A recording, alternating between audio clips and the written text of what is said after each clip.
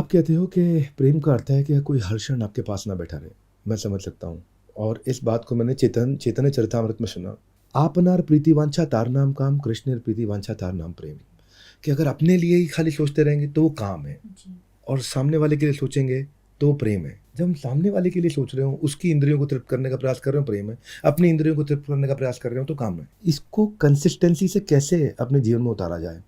आप इस पे थोड़ा अपना भावार्थ, शब्दार्थ, ज्ञान का अर्थ दीजिए। पहली बात तो देखो, आप चैतन्य चरितामृत का अगर एग्जाम्पल ले रहे हो, आप भागवत का एग्जाम्पल ले रहे हो, तो वो जितने भी एग्जाम्पल प्रेम के दिए गए वो संसार के लोगों के लिए नहीं दिए गए हैं।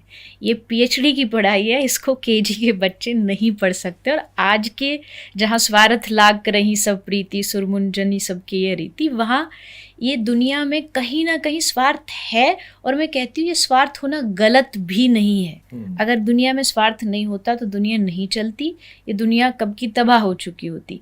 ये जो प्रेम है भगवान के साथ ही हो सकता है, क्योंकि ह्यूमन रिलेशन में ऑब्वियसली आपकी सेंसेस हैं, आपकी इच्छाएं हैं, आपकी कामनाएं, आपकी वासनाएं, तो आप उससे कुछ ना कुछ मांगेंगे ही। बट उसको जब आप शास्त्र पढ़ते हो तो आपको उससे थोड़ा सा अपने आप को इम्प्रूव ये कर पाते हो कि तत् सुखे सुखित्वम।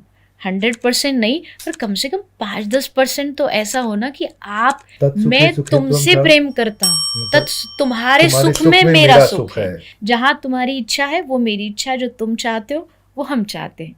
तो वो जहाँ आने लग जाएगा तो उस प्रेम की वहाँ बात की गई। अच्छा, मैंने कई बार कथा करते हुए सुना भी है और एक दफ़ा अभी आपसे मिलने से पहले मेरा टीम मेंबर बता रहा था कि ऐसा ऐसा देखो वीडियो के देवी जैसा इमोशनल भी हो गई। तो क्या ऐसा होता है कि आपको बीच में आंसू आ जाते हैं? हाँ बिल्कुल, वो तो नेचुरल है, क्योंकि आप वहाँ जब बैठे हो तो आप सारे इमोशंस अपने एक्सप्रेस करते हो। खुशी, विरह, आनंद, प्रेम, सब कुछ आता है, क्योंकि वहाँ वो कोई परफॉर्मेंस नहीं चल रही है, कोई दिखावा नहीं चल रहा, आप भगवान से कनेक्टेड होते हो।